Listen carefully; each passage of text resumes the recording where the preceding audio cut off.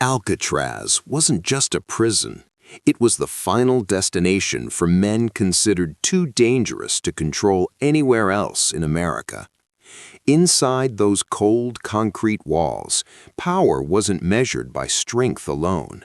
It was measured by survival. In 1959, one inmate believed fear made him untouchable. But he made one fatal mistake. He challenged a man who didn't fight for attention, a man who didn't raise his voice, a man who waited. And when he finally moved, the entire prison would remember it for decades. This is the story of the moment Alcatraz learned never to underestimate silence. The wind around Alcatraz Island never truly stopped. It howled across the steel bars, rattled the narrow cell blocks, and whispered through the stone corridors like a warning nobody could escape. By 1959, the prison wasn't just a correctional facility. It was America's final destination for men considered too dangerous for the mainland. Murderers, gang leaders, and criminals who had already proven they couldn't be controlled anywhere else were sent here, to the Rock. Among them was a man who rarely raised his voice. Ellsworth Bumpy Johnson was already a legend long before he stepped inside Alcatraz. Back in Harlem, his name carried weight in places where money, power, and danger walked hand in hand. He had survived gang wars, outmaneuvered rival crime families, and built a reputation that followed him even behind prison walls. By the time this story begins, Bumpy was 54 years old, older than most inmates, smaller than many, and noticeably calm in a place built on tension. But what made him different wasn't his past or his criminal empire. It was the way people reacted when he entered a room. In Alcatraz, respect wasn't handed out easily. It was earned through fear, survival, or raw violence. Yet Bumpy carried himself with a quiet authority that made hardened criminals step aside without a word. He didn't boast, he didn't threaten, he simply observed and waited. But every prison has someone who mistakes silence for weakness. 2 years after Bumpy settled into life on the island, a new inmate began building his own reputation. He was massive, over 6 feet tall, built like a heavyweight fighter, and known for a history soaked in brutality. Other prisoners avoided him. Guards watched him carefully, and rumors spread quickly that he thrived on intimidation. Unlike Bumpy, this man demanded attention. He pushed people, humiliated them, and made sure his presence was always felt. Most inmates tolerated him because challenging him usually ended badly.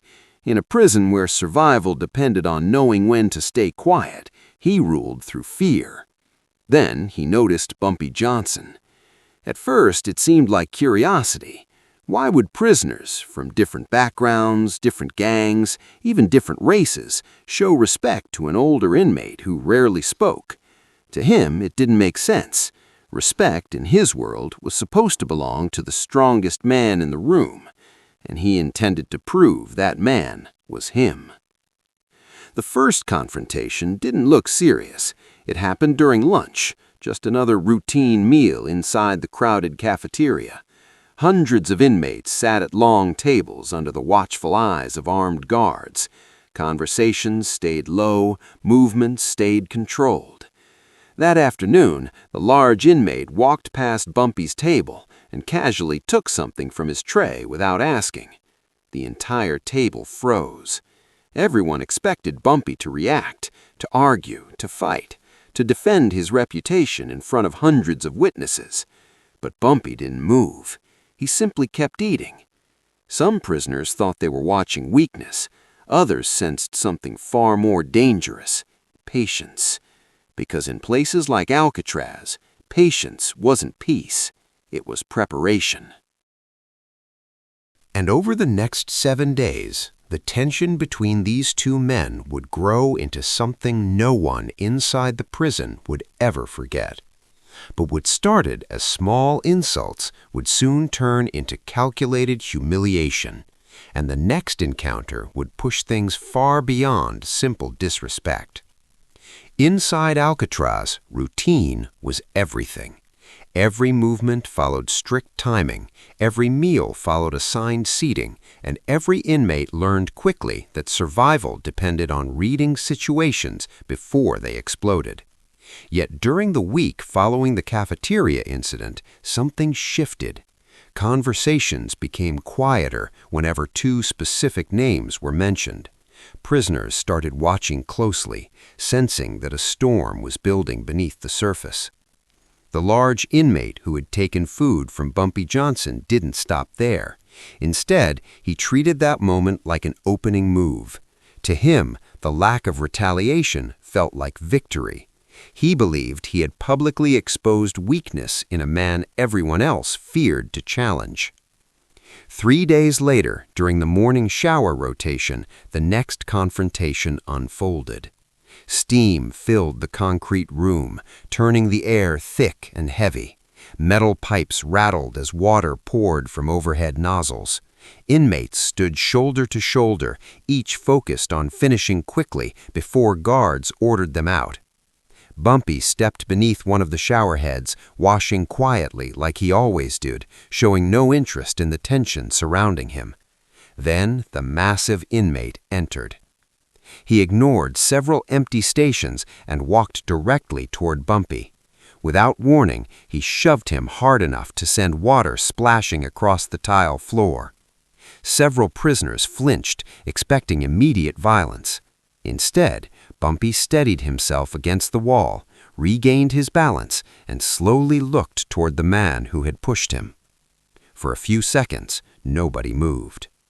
The larger inmate smirked and claimed the shower space as his own, speaking loud enough for everyone nearby to hear. The insult wasn't just physical, it was meant to humiliate, to force Bumpy into reacting in front of witnesses. Again, Bumpy said nothing. For Bumpy Johnson, patience wasn't about avoiding conflict. It was about choosing the battlefield carefully. The breaking point arrived during an afternoon recreation period, the 1 hour when inmates were allowed outside into the prison yard. The sky over San Francisco Bay was gray and heavy, with cold wind sweeping across the concrete exercise area. Prisoners walked slow circles, lifted weights, or sat quietly along benches, trying to escape the suffocating rhythm of prison life. That was when the massive inmate spotted a younger prisoner sitting alone on a bench near the yard's drainage edge. The young man was small compared to most inmates, known for staying out of trouble and keeping to himself. At that moment, he was reading a worn paperback book, one of the few distractions prisoners could rely on to escape their surroundings. The larger inmate approached him casually. At first, it seemed like simple harassment. He grabbed the book from the young prisoner's hands and flipped through its pages, mocking him loudly enough for nearby inmates to hear. Laughter followed as he questioned whether the young man even understood what he was reading. The younger inmate stood slowly and asked for his book back, his voice calm but clearly nervous. For a brief moment, it looked like the confrontation might end without violence. Then everything changed. Without warning, the larger prisoner struck him across the face using the book itself, knocking him off the bench and onto the damp concrete. The sound echoed across the yard. The book landed in a shallow puddle nearby, its pages soaking instantly in dirty water. Several inmates stepped forward instinctively, but guards shouted orders, forcing everyone to remain where they were. The young prisoner stayed on the ground, stunned and bleeding slightly from his lip. Across the yard, Bumpy Johnson had been walking slowly along the outer fence, observing the entire scene. Those who knew him noticed a subtle shift in his expression. His posture remained calm, but his eyes stayed fixed on the confrontation longer than usual. That evening, inside the cell block, a small group of inmates gathered quietly around Bumpy. Word of the yard incident spread quickly. Some prisoners expected him to intervene earlier, while others understood he was waiting for a moment that justified action beyond personal pride. According to several inmates who later described the conversation, Bumpy finally spoke about the escalating conflict. His tone remained calm, but his words carried certainty. He explained that reckless violence often led to punishment, isolation, and loss of influence inside prison systems. Strategic response, however, could reshape entire power structures. He suggested that certain individuals only stopped when consequences became permanent. The men listening realized something was about to happen. The calm patience they had witnessed for days suddenly felt like a countdown. Even inmates who avoided conflict sensed that whatever unfolded next would become prison history. Meanwhile, the large inmate celebrated his latest act of intimidation, unaware that his actions had crossed an invisible line. He believed fear guaranteed safety. He believed public humiliation ensured control. He was wrong. By nightfall, rumors moved through Alcatraz faster than the cold wind outside its walls. Prisoners speculated about whether Bumpy would retaliate, and if he did, how far he would go. But no one inside Alcatraz could predict that the very next lunch period would trigger an event so fast, so precise, and so shocking, it would become one of the most whispered prison legends in American history. Friday arrived with the same rigid discipline that governed every day inside Alcatraz. The morning inspections passed, work assignments rotated, and by early afternoon, inmates began lining up for lunch. Meals inside the prison followed strict structure. Prisoners entered in controlled groups, collected their trays, sat at assigned tables, and finished eating under the watchful gaze of armed guards positioned around the cafeteria.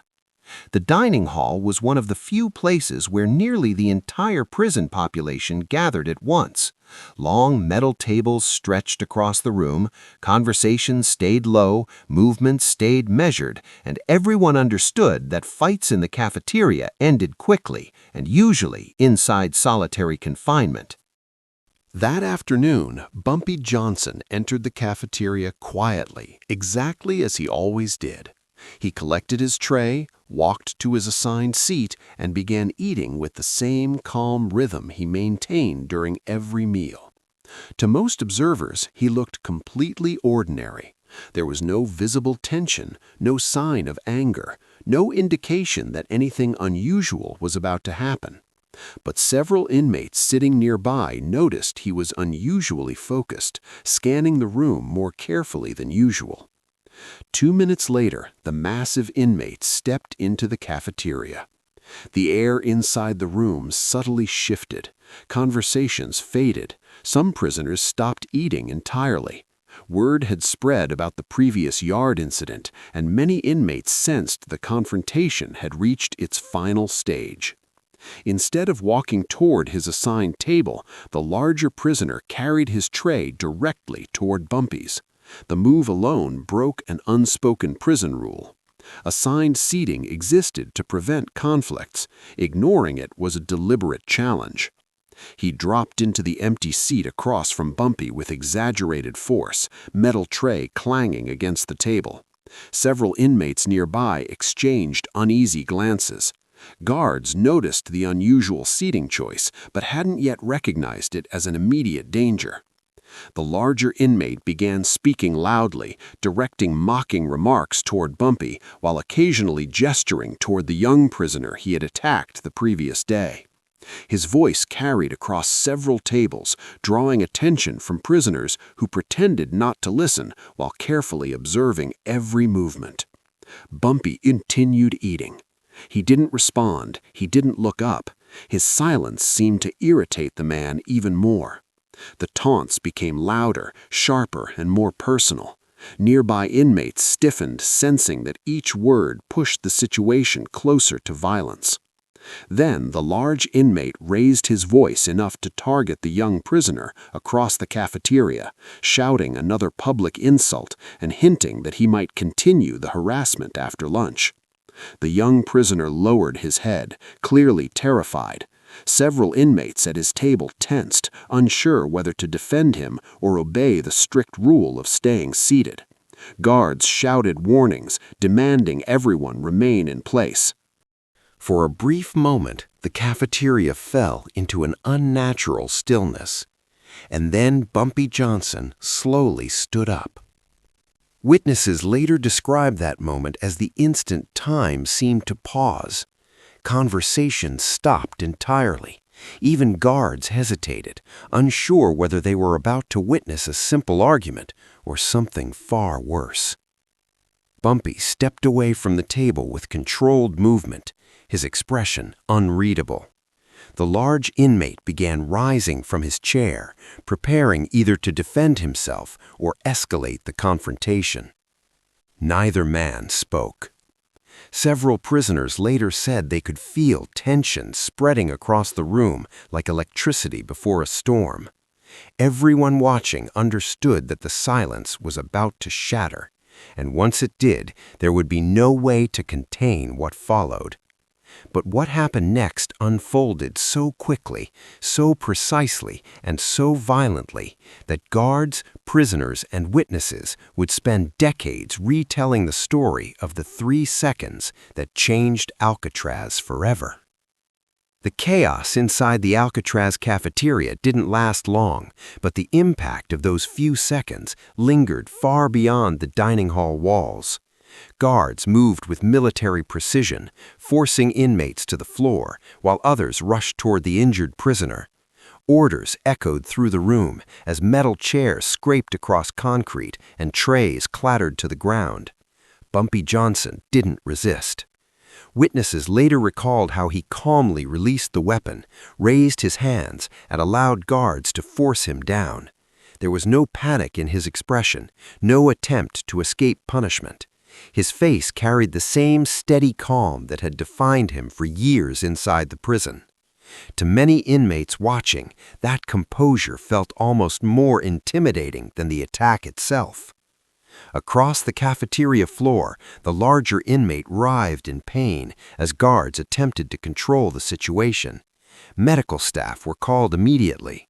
Blood stained the concrete while officers shouted for emergency transport to the prison infirmary. The dining hall, once filled with controlled routine, now resembled a disaster scene unfolding in real time. Yet, among the chaos, witnesses remembered one moment that would later become prison legend.